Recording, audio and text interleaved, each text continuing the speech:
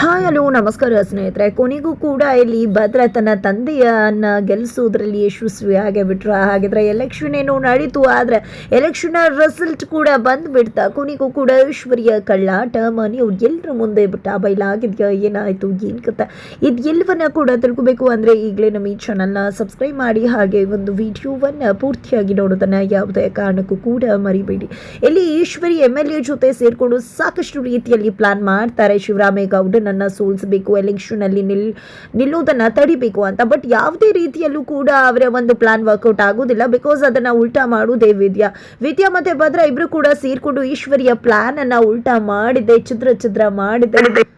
ಶಿವರಾಮೇಗೌಡರನ್ನ ಗೆಲ್ಸೋಕೆ ಏನೆಲ್ಲ ಮಾಡಬೇಕು ಎಲ್ಲವನ್ನ ಕೂಡ ಭದ್ರ ಮತ್ತೆ ವಿದ್ಯಾ ಇಬ್ರು ಕೂಡ ಮಾಡ್ತಿದ್ದಾರೆ. ಕೊನೆಗೂ ಕೂಡ ಊರಲ್ಲಿರೋ ಮನೆಗೆ ಬಂದಿದ್ದಾರೆ. ಊರಲ್ಲಿರೋ ಮನೆಯಲ್ಲಿ ಎಲ್ಲರೂ ಕೂಡ ಹಾಗೆ ಮಾತಾಡ್ತಾ ಆದಷ್ಟು ಬೇಗ ಹೋಗಿ ಎಲೆಕ್ಷನ್ಲಿ ಪಾರ್ಟಿಸಿಪೇಟ್ ಮಾಡಬೇಕು ಅಂತ ಮಾತಾಡ್ತಿರ್ತಾರೆ. ಈ ಕಡೆ ಭದ್ರಾ ಅಂತೂ ಅಪ್ಪಯ್ಯ ನೀನು ಈ ಬಾರಿ ಅಂತೂ ಗೆಲ್ಲೋದಂತೂ ಶತಸದ್ದ, ಯಾವುದೇ ಕಾರಣಕ್ಕೂ ಯಾರೂ ಕೂಡ ನಿನ್ನನ್ನು ಸೋಲ್ಸೋಕ್ಕಾಗೋದಿಲ್ಲ. ಯಾಕಂದರೆ ನಾನು ಆಲ್ರೆಡಿ ಎಲ್ಲ ಬೂತ್ ಹತ್ರ ಹೋಗಿ ಬಂದಿದ್ದೀನಿ, ಎಲ್ಲ ಕಡೆ ನಿಂದೆ ಮಾತು ಅಂತ ಹೇಳ್ತಿದ್ದಾರೆ. ಜೊತೆಗೆ ನನ್ನ ಮಗ ಗೆದ್ಬಿಟ್ರೆ ಸಾಕು ಅಂತ ಅಜ್ಜಿ ಕೂಡ ಅನ್ಕೋತಿರ್ತಾರೆ.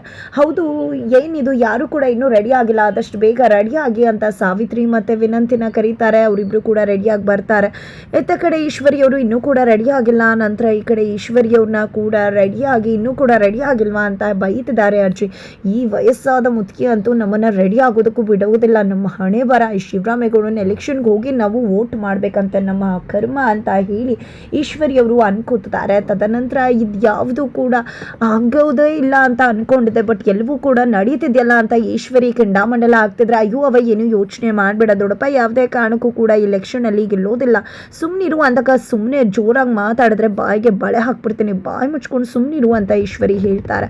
ಬಿಕಾಸ್ ಈಶ್ವರಿ ಆಲ್ರೆಡಿ ರಾತ್ರಿ ತಾನೇ ವಿದ್ಯಾ ಇಂದ ಸಖತ್ ಪಂಚನ್ನ ಪಡ್ಕೊಂಡಿದ್ರು. ಯಾಕಂದ್ರೆ ಇಲ್ಲಿ ಈಶ್ವರಿಯ ಮುಂದೆ ಬಂದಂತಹ ವಿದ್ಯಾ ಸರಿಯಾಗಿ ಟಕ್ಕರ್ ಕೊಟ್ಟು ಇಲ್ಲಿ ಖುಷಿ ವಿಷಯನ ಹಂಚ್ಕೊಂಡಿದ್ಲು. ನಮ್ಮ ಗೌಡ್ರು ಮತ್ತೆ ಅವರ ಅಪ್ಪ ಇಬ್ರು ಕೂಡ ಒಂದಾಗಿದ್ದಾಯ್ತು. ಏನೇನೋ ಪಿತೂರಿ ಮಾಡಿದ್ರೆ ಅವರಿಬ್ಬರನ್ನ ದೂರ ಮಾಡಬೇಕು ಅಂತ, ಬಟ್ ನಿಮ್ಮಿಂದ ಯಾವುದೇ ಕಾರಣಕ್ಕೂ ಅದು ಸಾಧ್ಯ ಆಗಲಿಲ್ಲ ಅಂತ ಹೇಳಿ, ಜೊತೆಗೆ ಈ ಕಡೆ ನನಗೆ ಬುದ್ಧಿ ಹೇಳೋಕೆ ಬರ್ತೀಯಾ, ನನಗೆ ಪಾಠ ಮಾಡ್ತಿದ್ಯಾ ಅಂತ ಈಶ್ವರಿ ಕೇಳೋದಕ್ಕೆ, ನಿಮ್ಮಂಥ ತಪ್ಪದ ಹಾದಿಯಲ್ಲಿ ಹೋಗೋರಿಗೆ ಪಾಠನೂ ಮಾಡ್ತೀನಿ, ಚಾಟಿ ಏಟನ್ನು ಕೂಡ ಕೊಡ್ತೀನಿ ಅಂತ ಹೇಳಿ ವಿದ್ಯೆ ಹೇಳಿದಾಗ ರಬ್ಬಲ್ ಆಗ್ತಾರೆ. ಏನು ನೀನು 6 ಅಡಿ 3 ಅಡಿ ಇದೆಯಾ ಅಷ್ಟೇ, 3 ಅಡಿ ಇದ್ಕೊಂಡು ಇಷ್ಟೆಲ್ಲ ಹಾರಾಡ್ತಾ ಇದೆಯಲ್ಲ, ಮನೇಲೇ ನಿನಗೆ ಜಾಗ ಇಲ್ಲ, ನೀನೇನು ಇಷ್ಟೊಂದೆಲ್ಲ ಹಾರಾಡೋದು ಅಂತ ಈಶ್ವರಿ ಹೇಳೋದಕ್ಕೆ, ಇಷ್ಟು ದಿನ ನಾನು ಇದ್ರ ಬಗ್ಗೆ ಯೋಚನೆ ಮಾಡಲೇ ಇಲ್ಲ, ಆದರೆ ಇವಾಗ ಯೋಚನೆ ಮಾಡ್ತಾ ಇದ್ದೀನಿ. ನೀವು ಇಷ್ಟೆಲ್ಲ ಅಂದಮೇಲೆ ನೋಡಿ ಚಾಲೆಂಜ್ ಹಾಕ್ತಿದ್ದೀನಿ.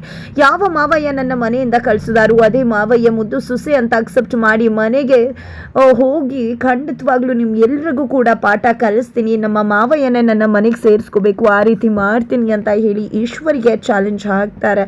ಇಲ್ಲಿ ವಿದ್ಯಾ ಚಾಲೆಂಜ್ ಹಾಕಿದೆ. ಈ ಕಡೆ ಈಶ್ವರಿ ಅಂತೂ ಕೆಂಡಾಮಂಡಲ ಆಗಿರ್ತಾರೆ. ಈ ಕಡೆ ಬೆಳಿಗ್ಗೆ ಬೇರೆ ಈ ಕಡೆ ಅಜ್ಜಿ ವಿದ್ಯಾ ಇಲ್ಲಿ ಅಂತ ಕೇಳ್ತಿದ್ರೆ, ಈ ಕಡೆ ಈ ವಿದ್ಯಾ ಅಂತಾನೆ ಅಲ್ವಾ ಇಷ್ಟೆಲ್ಲ ಆಗಿದ್ದು ಅಂತ ಫುಲ್ ಸೆಟ್ ಮಾಡ್ಕೊತಿದ್ದಾರೆ ಈಶ್ವರಿ.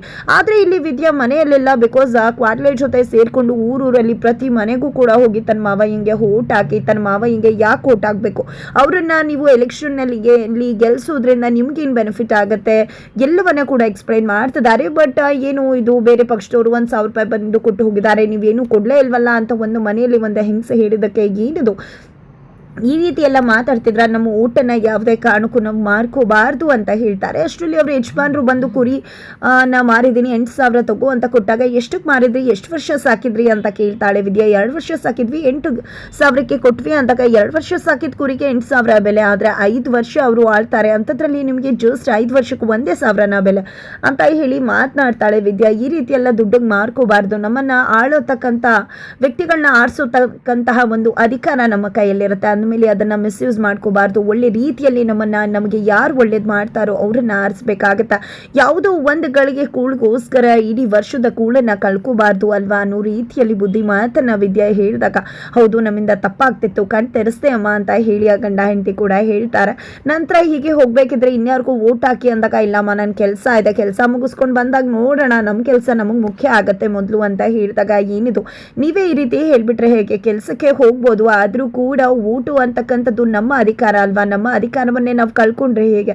ಹೀಗೆ ನಾವು ಓಟ್ ಆಗ್ತಾ ಇದ್ರೆ ಒಬ್ಬ ಒಳ್ಳೆ ವ್ಯಕ್ತಿ ಅಲ್ಲಿಂದ ನಾವು ಆರಿಸಿ ಬರುವುದು ಹೇಗೆ? ನಮ್ಮ ಆಳ್ತಕ್ಕಂಥ ವ್ಯಕ್ತಿಯನ್ನು ನಾವೇ ಆಯ್ಕೆ ಮಾಡ್ಕೊಂಡಾಗ ಅಲ್ವಾ? ತಪ್ಪು ಮಾಡಿದಾಗ ಪ್ರಶ್ನೆ ಮಾಡು ರೈಟ್ಸ್ ಕೂಡ ನಮಗೆ ಇರುತ್ತೆ ಅಂತ ಹೇಳಿ ತುಂಬ ನಾಜೂಕ್ತನದಲ್ಲಿ ಅರ್ಥ ಮಾಡಿಸಿ ಮಾತನಾಡ್ತಾಳೆ ಇಲ್ಲಿ ವಿದ್ಯಾ. ಅದನ್ನು ಕೇಳಿಸ್ಕೊಂಡಿದ್ದೆ. ಖಂಡಿತ ಅಮ್ಮ, ನಾವು ಕೂಡ ಈಗಲೇ ಓಟ್ ಮಾಡಿ ಆನಂತರ ಕೆಲ್ಸಕ್ಕೆ ಹೋಗ್ತೀವಿ ಅಂತ ಅವರು ಕೂಡ ಹೇಳ್ತಾರೆ.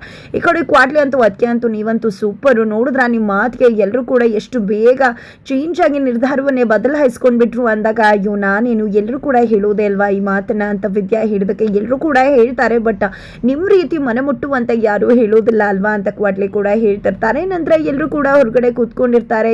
ಬೇಗ ಬೇಗ ರೆಡಿಯಾಗಿ ಹೋಗಬೇಕು ಅಂತಾನೆ ಅಜ್ಜಿ ಹೇಳ್ತಿರ್ತಾರೆ. ಅಷ್ಟರಲ್ಲಿ ಮನೆ ಮುಂದೆನೆ ಬೇರೆ ಯಾರ್ದು ಜೊತೆ ಓಟ್ ಹಾಕಿ ನಮ್ಮ ಮಾವ ಹಿಂಗೆ ಅಂತ ಹೇಳಿ ವಿದ್ಯಾ ಪ್ರಚಾರ ಮಾಡ್ತಿರುವುದನ್ನ ನೋಡಿದ್ರೆ ನೀವೆಲ್ಲರೂ ಕೂಡ ರೆಡಿ ಆಗಿ ಅಂದ್ರೆ ರೆಡಿ ಆಗೋದ್ರಲ್ಲೇ ಕಾಲ ಕಳೀತಿದ್ರ. ಪಾಪ ಹುಡುಗಿ ಬೆಳಿಗ್ಗೆ ಎದ್ದ ತಕ್ಷಣ ಹೋಗಿ ಮನೆಗೂ ಹೋಗಿ ಕ್ಯಾಂಪೇನ್ ಮಾಡಿ ಬರ್ತಿದ್ದಾಳೆ ಅಂತ ಅಜ್ಜಿ ತರಾಟೆಗೆ ತಗೋತಾರೆ. ನಂತರ ಇಲ್ಲಿ ಕ್ವಾಟ್ಲಿ ಮತ್ತೆ ವಿದ್ಯಾ ಬಂದಾಗ ಏನ್ ಕ್ವಾಟ್ಲೆ, ನಾನು ಕರೆದಿದ್ರೆ ನಾನು ಪ್ರಚಾರಕ್ಕೆ ಬರ್ತಿರ್ಲಿಲ್ವಾ ಅಂತ ಭದ್ರ ಹೇಳಿದಕ್ಕೆ ಅಯ್ಯೋ ನನಗೂ ಕೂಡ ಗೊತ್ತಿರ್ಲಿಲ್ಲ ವಿದ್ಯಾ, ಅದಕ್ಕೆ ಕರ್ಕೊಂಡು ಹೋದೆ. ಅವ್ರು ಪ್ರತಿ ಮನೆಗೂ ಹೋಗಿ ತನ್ನ ಮಾವಯ್ಯ ಯಾಕೆ ಗೆಲ್ಬೇಕು, ನಮ್ಮ ಮಾವಯ್ಯನ ಗೆಲ್ಸಿ ಅಂತ ಪ್ರತಿ ಮನೆಗೂ ಹೋಗಿ ಕೇಳ್ಕೊಂಡು ಬಂದಿದ್ದಾರೆ. ಖಂಡಿತ ಮಾವ ಗೆಲ್ಲೋದಂತೂ ಶತಸಿದ್ಧ ಅಂತ ಕ್ವಾಟ್ಲೆ ಹೇಳ್ತಾರೆ. ಶಿವರಾಮೇಗೌಡರಿಗೂ ಕೂಡ ಖುಷಿ ಆಗತ್ತೆ.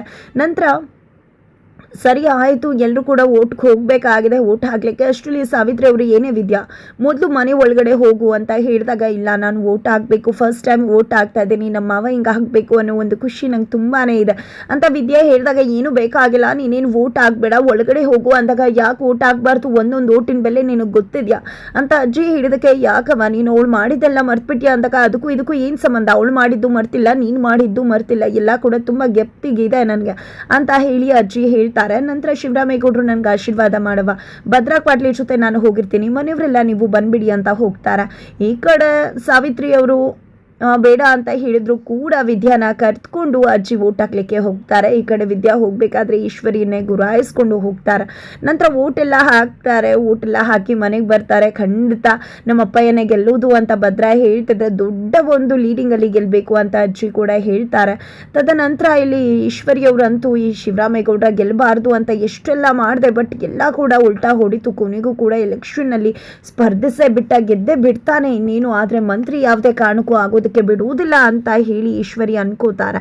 ನಂತರ ಈ ಒಂದು ಕುತಂತ್ರ ಎಲ್ಲವನ್ನು ಕೂಡ ಮಾಡಿದ್ದು ಅಪೋಸಿಟ್ MLA ಅನ್ನೋ ವಿಷಯ ಗೊತ್ತಾಗಿದೆ. ಬಟ್ ಅವ್ರ ಜೊತೆ ಯಾವುದೋ ಕಾರಣದ ಕೈ ಸೇರಿದ ಅಂತ ಹೇಳಿ ಗೋವಿಂದ ಗೌಡರು ಹೇಳಿದಾಗ ಯಾವುದೇ ಕಾರಣಕ್ಕೂ ಆ MLA ಹಾಗೆ ಅವನಿಗೆ ಸಹಾಯ ಮಾಡಿದವ್ರನ್ನ ಯಾವುದೇ ಕಾರಣಕ್ಕೂ ಕೂಡ ಬಿಡಬಾರ್ದು ಅಂತ ಹೇಳಿ ಶಿವರಾಮೇಗೌಡರು ಹೇಳ್ತಿದ್ದಾರೆ. ಈ ಕಡೆ ಈಶ್ವರಿನೇ ಅನ್ನೋದು ವಿದ್ಯಾಗೆ ಗೊತ್ತಿರುವುದರಿಂದ ವಿದ್ಯಾ ಈಶ್ವರಿಯನ್ನೇ ಗುರಾಯಿಸ್ತಿದ್ದಾರೆ.